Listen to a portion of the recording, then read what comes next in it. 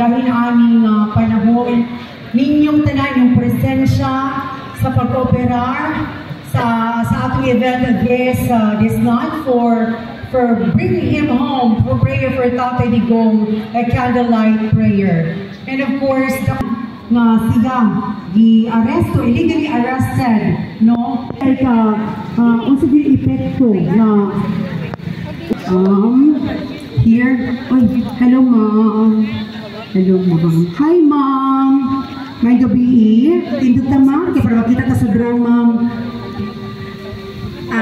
Painful kayo ang nasayot pa rin dito sa lain ng sibuk na delikado ang ilang kinabuhi.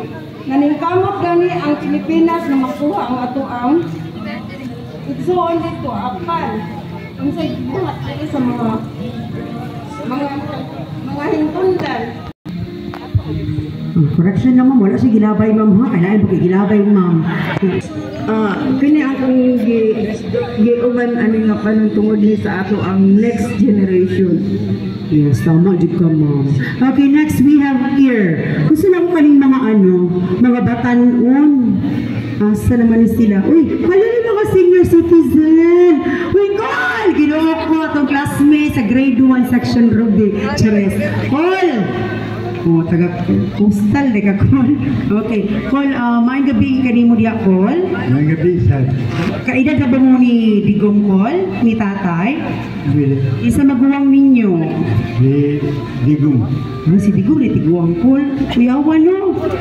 Proud call. Okay, call unsa may epekto call kanimo kauban sa imong pamilya nga sa sa pagdakop sa atong former president. Ug unsa po di maminsay sa ato ang president, sa former president nga si Digong, and of course sa atong komunidad.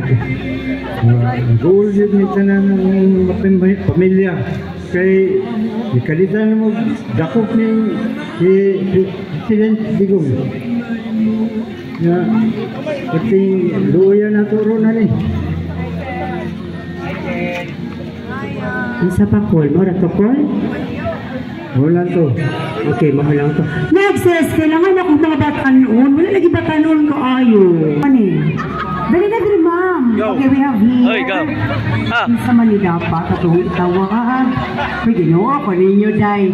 Yung mag-post po sa Facebook, mga epekto po ito na mo.